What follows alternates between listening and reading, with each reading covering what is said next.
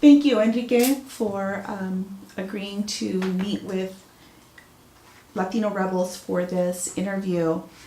As we meet here today, there's the news of the documents that were obtained by NBC7 locally here in San Diego, and the investigation that shows that the U.S. government created a secret database of activists, journalists, and social media influencers, and basically activists, including Border Angels, our colleagues here from the Border Angels office, including Hugo and James, our colleagues, and they are humanitarians that are our friends who have been traveling back and forth for many, many months, delivering provisions in this region to migrants, primarily mothers and children. Those provisions included blankets, toys, and food, and they were also leading caravans of love that included doctors and nurses who were coming to the camps.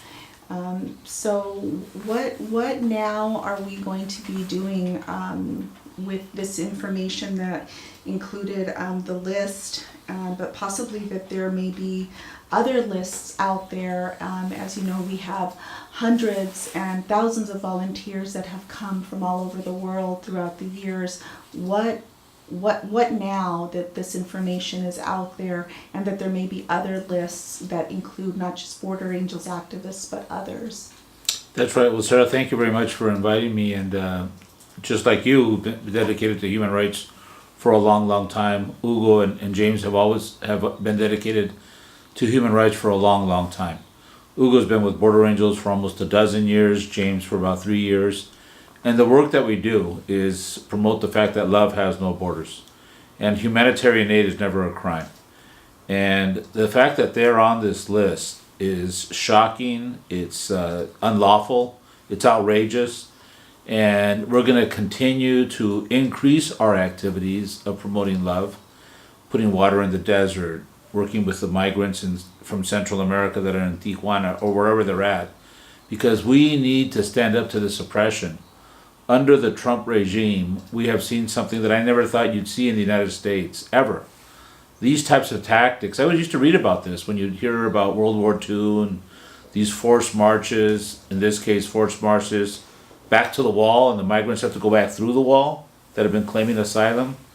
The tear gassing of women and children, the caging of children, and the fact that Hugo and James have been along the border when there's been demonstrations, peaceful demonstrations, which is something that is allowed in most countries in the world, and it's allowed in the United States, is outrageous. It's outrageous, and what they don't like, this list that was put together by Customs and Border Patrol, is that they have posted pictures of situations where the Border Patrol is either shooting migrants with tear gas, doing unlawful things, and so forth. That's what they don't like. That's what they don't like. They've also been asking the Border Angel volunteers and others, hey, do you know so-and-so? We will continue to do our work. We have over 5,000 volunteers. We've been around for more than 30 years, and it's very disturbing what the U.S. government is doing. I have brought it to the attention of the new U.S. Attorney in Southern California, Robert Brewer, and I said, one of the biggest problems along this border is the Border Patrol Chief Rodney Scott. He's the one that's instigated a lot of this. He's the one that's ordered the tear gassing of children and then lied, saying, oh, they were throwing rocks at us first. And I go, really? Migrants that are going to ask for asylum are going to throw rocks at the Border Patrol first? Doesn't make sense. He's the one that's lied about why they had to close the door at Friendship Park. He's the one that has his own social media promoting the fact that he's a Trumper and that he likes Trump Jr. in Tijuana, the mayor of Tijuana. And the fact that we've called them out on that, that's why they're putting these lists together. And we're not going to be intimidated. We're not going to be intimidated. We're going to continue to do our work. We stand with the other people that have been publicly announced that are on that list. A good friend of ours from Al Otro Lado, Nicole Ramos, an outstanding attorney. We got to stand up for this type of oppression, this type of hate.